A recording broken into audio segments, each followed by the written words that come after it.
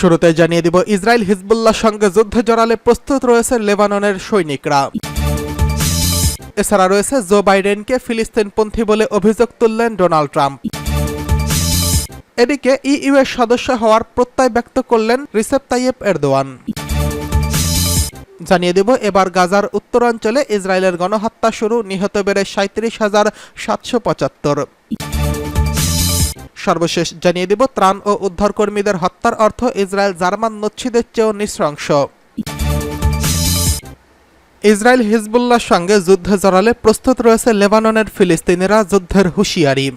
ফিলিস্তিনের উপর ইসরায়েলের অন্যায় যুদ্ধ দেখে তাদের হয়ে লড়ছে লেবাননের সশস্ত্র সংগঠন হিজবুল্লাহ, যার জন্য এবার হিজবুল্লাহর বিরুদ্ধে যুদ্ধে যাওয়ার পরিকল্পনা করেছে ইসরায়েল ও পশ্চিমারা। আর এই ক্ষেত্রে হিজবুল্লাহর হয়ে ইসরায়েলের সঙ্গে যুদ্ধ করতে প্রস্তুত লেবাননের শরণার্থী শিবিরে অবস্থিত ফিলিস্তিনিরা। লেবাননের বৈরুতে শরণার্থী শিবিরে অবস্থিত ফিলিস্তিনিরা গাজায় ইসরায়েলের আক্রমণকে ক্ষোভের সঙ্গে দেখছেন, কেননা ইসরায়েলের কারণেই নিজ দেশ ছেড়ে লেবাননের শরণার্থী হয়ে আশ্রয় নিতে হচ্ছে তাদের। আর এখন নতুন করে ইসরায়েল যদি হিজবুল্লাহর বিরুদ্ধে লেবাননের শরণার্থী শিবিরে আক্রমণ চালায়, তাহলে তাদেরও যুদ্ধে জড়ানো ছাড়া আর কোনো উপায় থাকবে না। তাদের দাবি, গাজায় যদি যুদ্ধবিরতি হওয়ার চেষ্টা হয় এবং ইসরায়েল যদি সেখানে বসবাসকারী মানুষের উপর বোমাবর্ষণ না করে, তাহলে তারাও আর ইসরায়েলের সংঘাতে জড়াবে না। এর আগে গত 7ই অক্টোবর গাজায় হামলার জেরে ইসরায়েলি সম্প্রদায় ও তাদের সামরিক ঘাঁটিতে হামাস একটি ভয়াবহ হামলা চালিয়েছে, যেখানে 1139 জন নিহত হওয়ার খবর পাওয়া গেছে, যা ইসরায়েলের মাটিতে যুদ্ধে জড়ানোর ব্যাপারে তাদের সাহসী করে তুলেছে। এই ব্যাপারে লেবাননের বৈরুতে অবস্থিত শাতিলা ক্যাম্পে থাকা popular front for the liberation of প্যালেস্টাইনের জেনারেল কমান্ড এর সদস্য আহেদ মাহার বলেছেন, তারা ইসরায়েলের বিরুদ্ধে হিজবুল্লাহকে সমর্থন করে লড়াই করার জন্য প্রস্তুত রয়েছে। লড়াই করতে ভয় পান না তারা, কিন্তু তাদের ভয় তাদের পরিবার ও বেসামরিক নাগরিকদের জন্য, জানিয়ে তাদের এখন উদ্বেগ ইসরায়েল ইচ্ছাকৃতভাবে লেবাননে ঘনবসতিপূর্ণ আবাসিক এলাকাগুলিকে লক্ষ্যবস্তু করতে পারে, কারণ ফিলিস্তিনের শরণার্থী শিবির এখনও যেখানে কিনা কয়েক হাজার মানুষ একসঙ্গে বসবাস করছেন। এদিকে বাইডেনকে ফিলিস্তিনপন্থী বলে অভিযোগ তুললেন ডোনাল্ড ট্রাম্প। মার্কিন প্রেসিডেন্ট জো বাইডেনকে খুবই খারাপ ফিলিস্তিনিপন্থী বলে আখ্যা দিয়েছেন দেশটির সাবেক প্রেসিডেন্ট ডোনাল্ড ট্রাম্প। ট্রাম্পের দাবি, ইসরায়েলকে হামাসের বিরুদ্ধে লড়তে পর্যাপ্ত সহায়তা দিতে চান না বাইডেন। বৃহস্পতিবার জর্জিয়ার আটলান্টায় বাইডেনের সঙ্গে প্রথম প্রেসিডেন্সিয়াল বিতর্কে সাবেক প্রেসিডেন্ট ট্রাম্প বলেন, তিনি ফিলিস্তিনিদের মতো হয়ে গেছেন, কিন্তু তারা তাকে পছন্দ করে না, কারণ খুবই খারাপ ফিলিস্তিনি, সে দুর্বল। যুক্তরাষ্ট্রের স্থানীয় সময় বৃহস্পতিবার প্রেসিডেন্ট জো বাইডেনের সঙ্গে এক বিতর্কে অংশ নেন ডোনাল্ড ট্রাম্প। তাদের এই বিতর্কে উঠে আসে হামাস ও ইসরায়েলের যুদ্ধের বিষয়টি। ফিলিস্তিনের অবরুদ্ধ গাজা উপত্যকায় দখলদার ইসরায়েল যুদ্ধ অব্যাহত রাখার পক্ষে কথা বলছেন যুক্তরাষ্ট্রের সাবেক প্রেসিডেন্ট ডোনাল্ড ট্রাম্প। এ সময় ট্রাম্প অভিযোগ করেন, হামাসের বিরুদ্ধে যুদ্ধে ইসরায়েলকে বাইডেন পর্যাপ্ত সাহায্য দিচ্ছে না।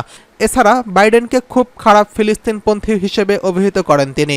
বিতর্কের এক পর্যায়ে উঠে আসে গাজা যুদ্ধে যেসব জিম্মি রয়েছেন তাদের ফিরিয়ে আনতে মার্কিন সরকার কতটা কাজ করছে। এই সময় প্রেসিডেন্ট বাইডেন অভিযোগ করেন, হামাস ইসরায়েলের সঙ্গে কোনো যুদ্ধবিরতি করছে না, বরং হামাস চায় যুদ্ধ যেন অব্যাহত থাকে। যদিও দখলদার ইসরায়েলের প্রধানমন্ত্রী বেঞ্জামিন নেতানিয়াহুই অসংখ্যবার বলেছেন তিনি গাজায় স্থায়ী যুদ্ধবিরতি চান না। বাইডেনের এমন বক্তব্যের পর ট্রাম্প বলেন, সে বলেছে হামাস চায় যুদ্ধ চলুক। আসলে ইসরায়েল চায় যুদ্ধ চলুক, তাদের যুদ্ধ চালাতে এবং কাজ সম্পন্ন করতে দিন। যদিও গত এপ্রিলে গাজা যুদ্ধ নিয়ে ট্রাম্পের সুর ছিল অন্যরকম। তিনি তখন বলেছিলেন, তিনি চান যুদ্ধ দ্রুত থেমে যাক এবং সাধারণ মানুষ আর হত্যার শিকার না হোক। এদিকে ইউরোপীয় ইউনিয়নের সদস্য হওয়ার প্রত্যয় পুনর্ব্যক্ত করলেন রিসেপ তাইয়েপ এরদোয়ান। তুরস্কের প্রেসিডেন্ট রিসেপ তাইয়েপ এরদোয়ান বলেছেন, ইউরোপীয় ইউনিয়নের সদস্য পদ পাওয়ার বিষয়ে নিজের প্রত্যয় পুনর্ব্যক্ত করেছেন। তিনি বলেছেন, ইইউভুক্ত হওয়া তুরস্কের একটি কৌশলগত লক্ষ্য। আঙ্কারার বৃহস্পতিবার এস্তোনিয়ার প্রেসিডেন্ট ক্যারিসির সঙ্গে যৌথ সংবাদ সম্মেলনে তিনি এসব কথা বলেন। তুরস্কের প্রেসিডেন্ট বলেন, ইউরোপীয় ইউনিয়নের পূর্ণাঙ্গ সদস্য পদ পাওয়া আমাদের কৌশলগত লক্ষ্য। ইউরোপীয় ইউনিয়নের অভিন্ন দৃষ্টিভঙ্গি থেকে তুরস্ককে দেওয়া আমাদের স্বার্থ, সাধারণ স্বার্থ। প্রসঙ্গত, তুরস্ক ইউরোপীয় ইউনিয়নের সদস্য পদ পাওয়ার জন্য 1987 সালে আবেদন করেছেন। দাবিদার রাষ্ট্রের মর্যাদা পেয়েছেন 1999 সালে। সদস্য পদ নিয়ে দর কষাকষি শুরু করেছে 2005 সাল থেকে। সাইপ্রাস সমস্যা ও ইউরোপীয় ইউনিয়নের বেশ কয়েকটি রাষ্ট্রের বিরোধিতার কারণে এই আলোচনা 2007 সাল থেকে স্থগিত হয়েছে। স্থানীয় প্রেসিডেন্টের সঙ্গে আলোচনায় বৈশ্বিক এবং আঞ্চলিক প্রসঙ্গ উঠে এসেছে।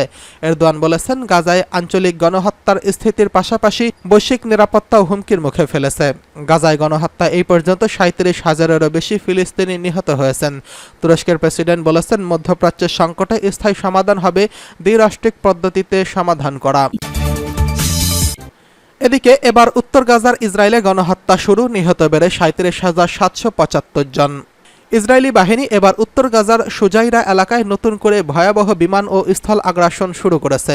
হামাস এই হামলাকে পূর্ণমাত্রা যুদ্ধ অপরাধ হিসেবে বর্ণনা করেছেন।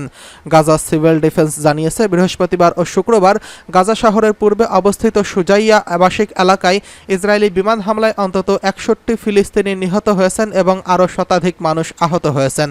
ভয়াবহ এই হামলা চলতে থাকায় হতাহতের সংখ্যা লাফিয়ে লাফিয়ে বাড়ছে।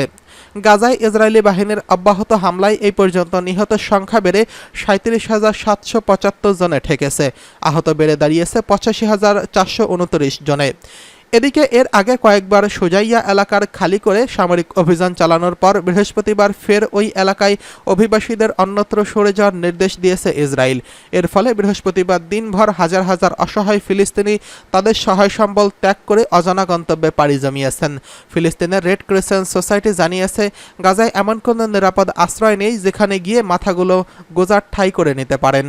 আল জাজিরার এক সংবাদদাতা জানিয়েছে, শত শত মানুষ যখন জাতিসংঘ পরিচালিত একটি স্কুলে আশ্রয় নেন তখন সেখানেও হামলা চালায় ইসরায়েলি সেনারা। এছাড়া একটি আবাসিক ভবনে হামলা চালানোর পর সেখানে পলায়নরত বেসামরিক নাগরিকদের উপর আবারও বিমান হামলা চালায় বর্বর সেনারা। এদিকে সুজাইয়া এলাকায় পরিস্থিতি ভয়াবহ বলে উল্লেখ করেছেন গাজা সিভিল ডিফেন্স কর্মী নূহ শাহ শারনবী। তিনি বলেন, গত ৮ মাসে আকাশ ও স্থলপথে এত ভয়াবহ হামলা তিনি আর দেখেননি। গাজার সাংবাদিক আবু শানাব সুজাইয়ার পরিস্থিতিকে ভয়ঙ্কর ও ভীতিকর বলে বর্ণনা করেছেন। তিনি বলেছেন, মানুষের যাওয়ার যেমন জায়গা নেই, তেমনি হামলা থেকে বাঁচতে মানুষ এক কাপড়ে তাদের আশ্রয়স্থল থেকে বেরিয়ে পড়েছেন, সেই সঙ্গে কিছুই নিয়ে যেতে পারেননি। ত্রাণ ও উদ্ধার কর্মীদের হত্যার অর্থ হল ইসরায়েল জার্মান নচ্ছিদের চেয়েও নৃশংস। জাতিসংঘের মানবাধিকার দপ্তরে গাজা উপত্যকার স্বাস্থ্য বিভাগের কর্মীদের ও মানবিক সহায়তায় জড়িত কর্মীদের উপর ইসরায়েলি গণহত্যার নিন্দা জানিয়েছেন। জাতিসংঘের মানবাধিকার দপ্তরের এই প্রসঙ্গে বলেছে, এই ধরনের হত্যাযজ্ঞ ও স্বাস্থ্যকর্মীদের বন্দী করার ঘটনা গাজা উপত্যকার অভিবাসীদের জন্য অত্যন্ত ভয়ানক পরিণতি বয়ে আনছে।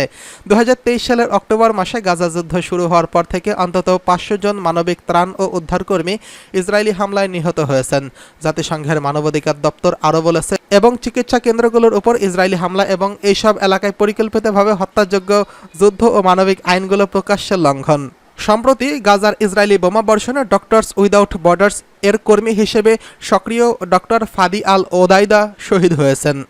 ডক্টরস উইদাউট বর্ডার্স ইসরায়েলের এক অপরাধের নিন্দা জানিয়ে বলেছেন, গাজা যুদ্ধ শুরু হওয়ার পর থেকে এই নিয়ে সংস্থাটির ৬ষ্ঠ সদস্য ইসরায়েলি হামলায় প্রাণ হারালেন। গাজায় ফিলিস্তিনিদের বিরুদ্ধে গত বছরের ৭ই অক্টোবর থেকে শুরু হওয়া ইসরায়েল যুদ্ধে এই পর্যন্ত ৩৭,০০০-এরও বেশি ফিলিস্তিনি শহীদ এবং প্রায় ১ লাখ ব্যক্তি আহত হয়েছেন।